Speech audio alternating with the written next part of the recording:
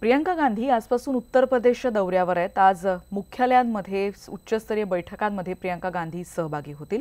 या दौऱ्यादरम्यान गंगा यात्रेला प्रयागराजपासून त्या सुरुवात करतील। पंतप्रधानांच्या नमामि गंगे प्रकल्पाबद्दल देखील यात्रेदरम्यान प्रियंका गांधी प्रश्न उपस्थित करतील अशी माहिती सूत्रांकडून मिळते। या सगळ्या घडामोडी आहेतच, पण या निवडणुकांसाठीची आचारसंहिता जाहीर झाली आणि संभाव्य उमेदवार कामाला लागलेत। पण यावेळी उमेदवारांनी प्रचारासोबतच स्वतःच्या चारित्र्याचीही जाहिरातबाजी करण्याबाबतल्या काही सूचना निवडणूक आयोगाने दिल्यात, ज्यामुळे वाल्याचा वाल्मिकी होऊन राजकारणाचा गुन्हेगारीकरण करू इच्छिणाऱ्यांचं स्वप्न धुळीला मिळणार आहे।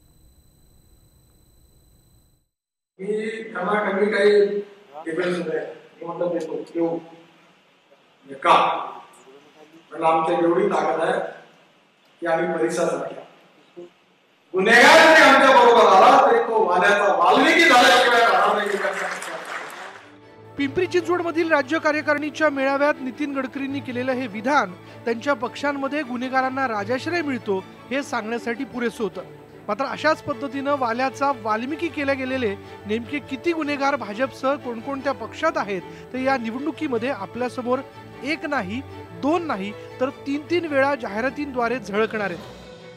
फार एक मोठा बदल आहे। बेसिकली याचा फायदा असा होणार आहे की हे लोकांना कळेल बेसिकली की नेमके ज्या उमेदवारांना मी निवडतो त्यांची पार्श्वभूमी काय आहे, कसे आहे।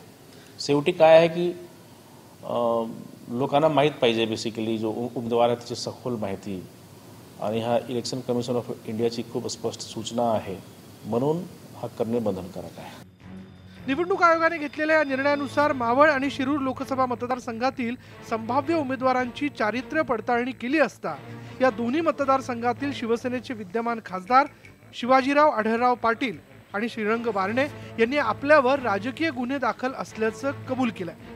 तर राष्ट्रवादीकडून ज्यांच्या नावाची घोषणा केली गेली आहे ते पार्थ पवार आणि डॉक्टर अमोल कोले हे गुन्हेगारी बाबतीत आपली पार्टी अजून कोरीच असल्याचं सांगतायत। या सर्वांनी आयोगाच्या निर्णयाचं स्वागत केलंय। नागरिकांनी मात्र या निर्णयात आणखी सुधारणा आणण्याची अपेक्षा व्यक्त केली आहे। गुन्हेगारी पार्श्वभूमी असलेल्या उमेदवाराला स्वतः केलेले गुन्हे आणि त्याची स्वतः जनतेला कबुली द्यावी लागणार आहे। याचाच अर्थ की गुन्हेगाराचं राजकारण जे केलं जातं, राजकीय पाठबळ दिलं जातं, हे जनतेपुढं यामुळे स्पष्ट होणार आहे। तेवढेच फक्त काही गुन्हे घडलेत ह्याकडे न बघता अजूनही ह्याला थोडं व्यापक स्वरूप देण्याची गरज आहे की राजकारणात आलेले अनेक जण फार मोठे भ्रष्टाचार करतात, म्हणजे करोडो रुपयांचे भ्रष्टाचार त्यांच्या नावावरती, त्यांच्यावरती पण गुन्हे दाखल आहेत, त्यांच्यावरती पण काही कायदेशीर प्रक्रिया चालू आहे। अशाही लोकांना निवडणुकीपासून म्हणजे कसं दूर ठेवता येईल या दृष्टिकोनातून निवडणूक आयोगाने पाहणं गरजेचं आहे। वाल्याचा वाल्मिकी होताना वाल्याला सुद्धा राम नामाचा जप इतका करावा लागला होता की त्याच्याभोवती वारूळ साचलं होतं।